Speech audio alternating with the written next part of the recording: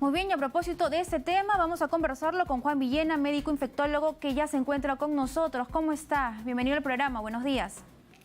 ¿Cómo está usted? Muy buenos días, Carla. Bien, en principio me gustaría consultarle acerca de, después de esta decisión del gobierno, eso ya fue, digamos, ya fue publicado a través del Diario Oficial del Peruano, el levantamiento del estado de emergencia. ¿Qué es lo que sigue ahora, después de ello? La vida normal.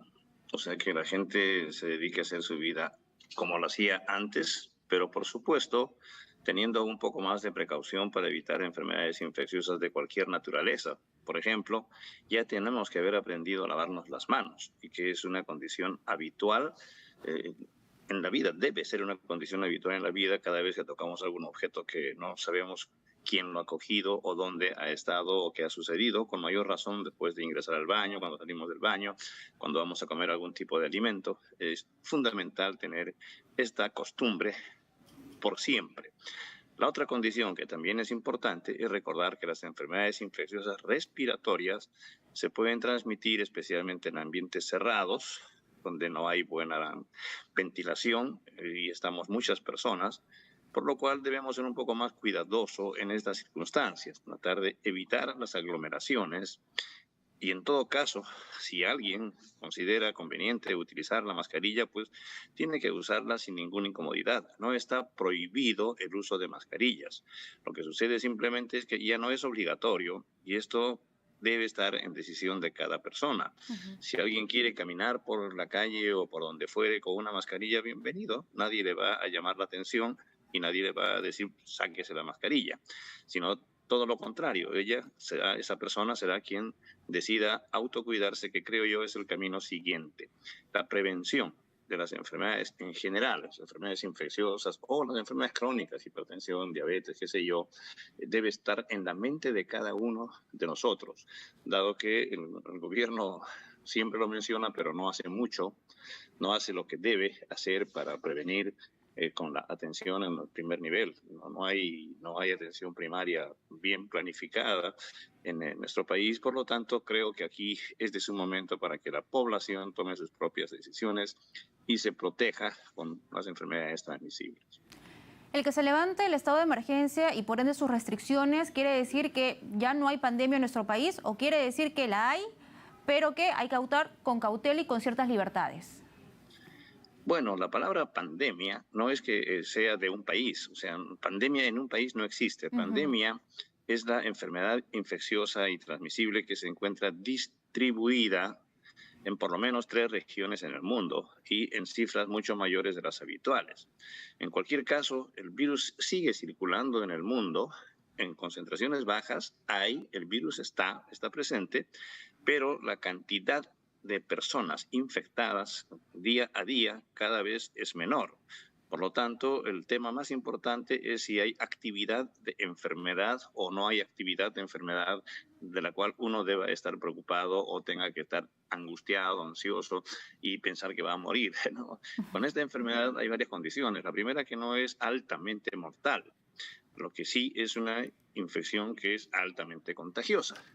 Entonces, no es lo mismo decir 2% mueren cuando 10 personas se infectan, no va a morir ninguna, que 10 millones se infectan. Ese 2% de 10 millones realmente es una cifra muy alta. Estamos hablando de 200.000 personas que podrían morir.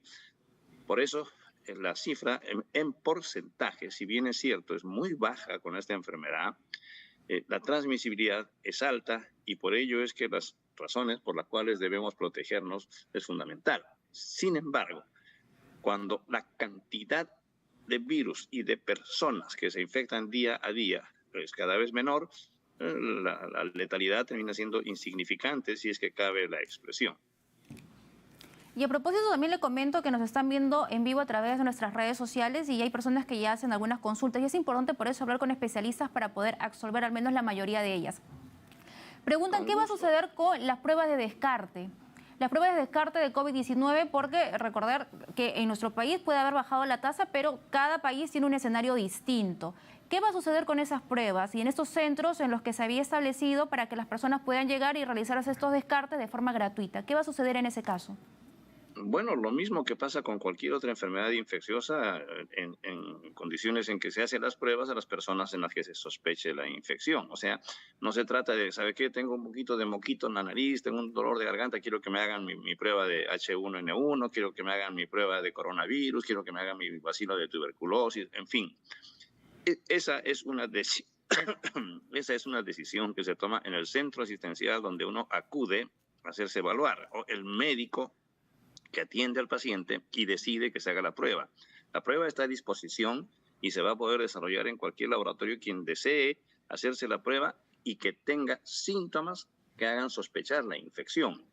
Y por supuesto, esto va a ser indicado por un médico, un personal de salud que esté atendiendo a la persona.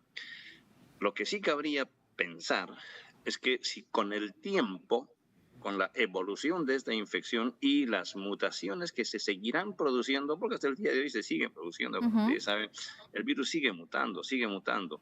Y si con el tiempo las pruebas actuales que tenemos para detectar el virus pierden capacidad de detectar cualquier variante, podría suceder, por supuesto, que con estas mutaciones la sensibilidad de la prueba cada vez sea menor y no detecte algunos casos nuevos de coronavirus, que puede suceder indudablemente.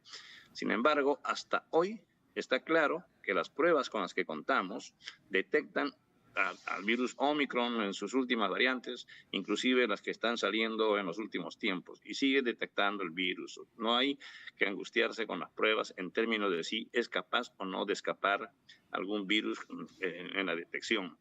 Aquí debemos agregar algo. Si alguien no logra hacer el diagnóstico y no tiene ningún síntoma, pero quiere hacerse la prueba, no tiene absolutamente ningún sentido que se la haga.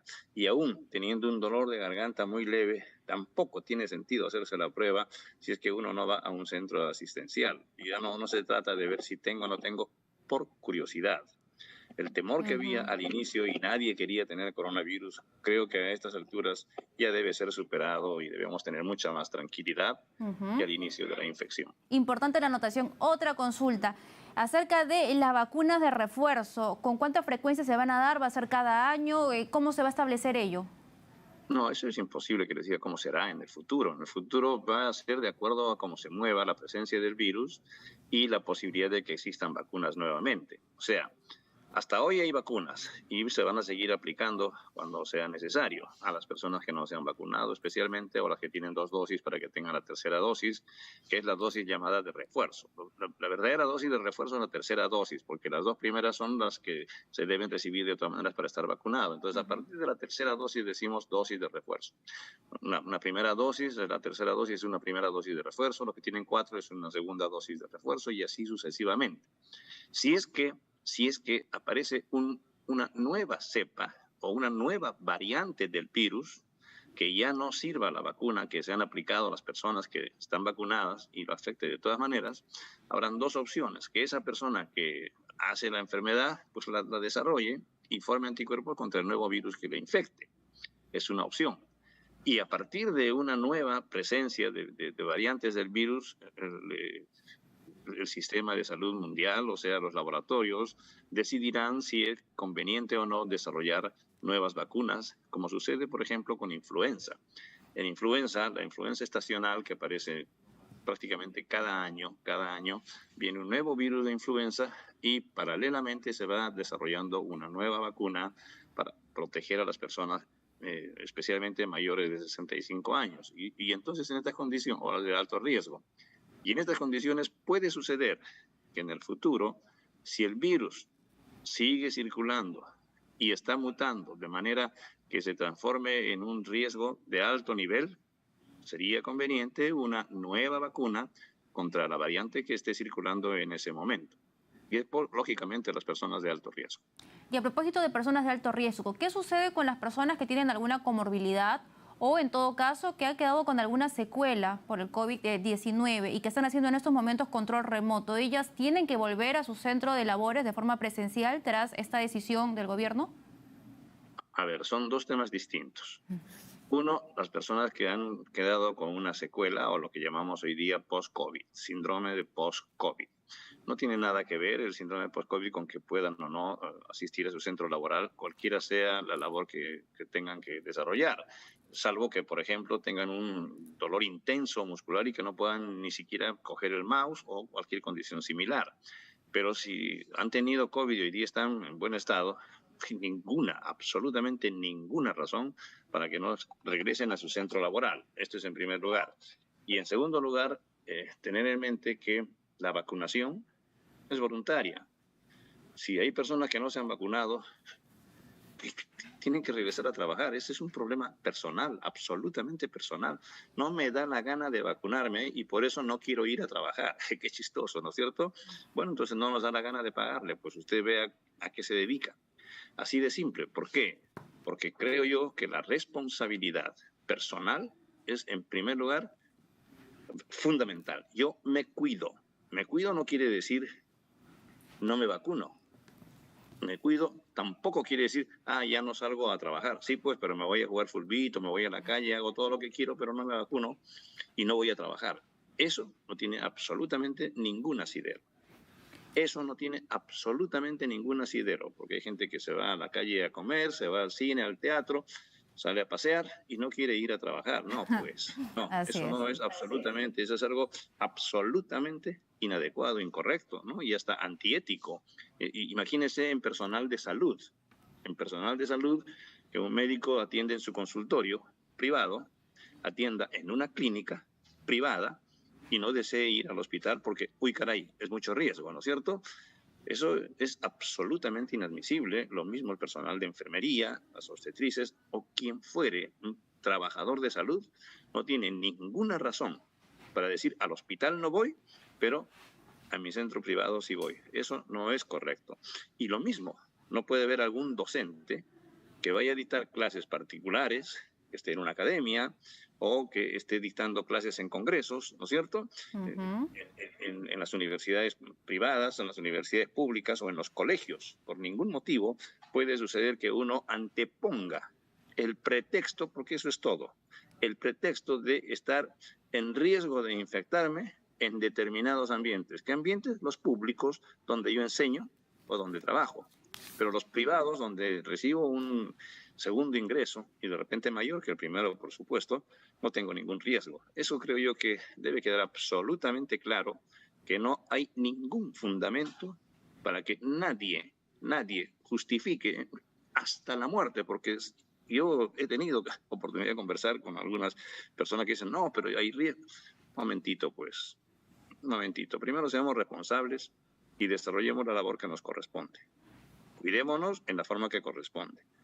Mantengamos el distanciamiento, si es que esa es nuestra preocupación, usemos mascarillas, pero sobre todo, vacunémonos. Así es. Y si estamos ya con las 3 o 4 dosis, no queda ya opción para justificar el no ir a trabajar. Muy bien, muchísimas gracias. Un gusto conversar con usted, como siempre, y ayudarnos a entender qué es lo que sigue